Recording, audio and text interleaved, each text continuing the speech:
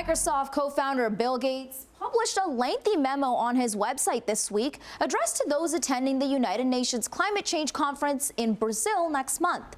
In it, Gates attempts to debunk what he says is a doomsday view of climate change, saying it will not lead to humanity's demise.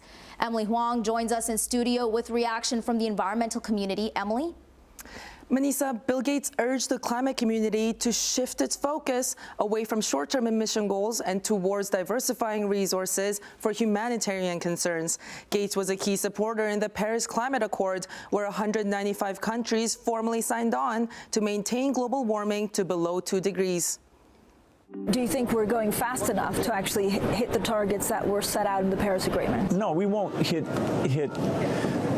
No the chance. aspirational targets. That was Bill Gates in 2023. The one thing about that accord that turned out not to be realistic was the ambitious goal of staying to 1.5 degrees. We won't be able to do that.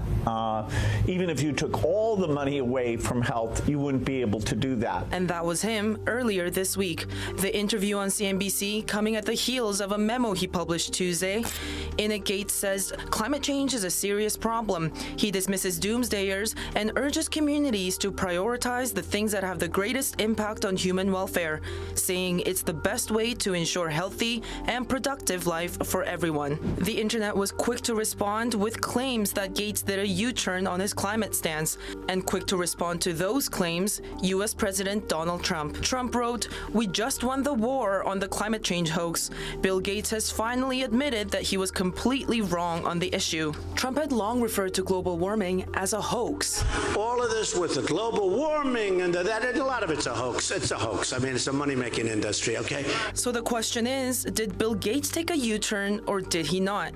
Experts in the field say not quite. I worry about how others may take what he said and use it to meet their own ends, especially if it's anyone who doesn't believe we need to be taking serious action to address the climate crisis. So Bill Gates needs to be careful when he speaks. He has a platform, he has a loud megaphone, and he needs to know that there are lots of bad actors out there in society who are just waiting to overinterpret and provide a narrative for the words that emanate from his mouth. Rachel Doran of Clean Energy Canada, an environmental think tank at Simon Fraser University, says Gates's piece requires a more nuanced lens. Climate change isn't a separate bucket. And a really, smart climate communicator said the reason we care about climate change is that it's the whole in every bucket. This isn't a thing we get to choose instead of other things. It's a thing that's going to exacerbate some existing problem. Bill Gates also cleared the air. We have to frame it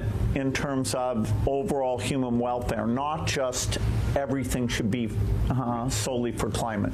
A holistic approach cities across Canada already implement in their practice, including Hamilton, Ontario. That's pretty standard now for most municipalities. You often hear people say cities are on the front lines of the climate crisis. I think now more than ever before, I'm going to be honest in saying it's very much that way because we see the impacts on the ground. Weaver says engaging the community in climate efforts is meant to be empowering. You have to frame the narrative in terms of a message of hope about how dealing with climate change is actually empowering to the individual, because each and every one of us is part of the problem, and that means each of every one of us is part of the solutions. Bill Gates' memo provoked reactions from environmentalists and the media.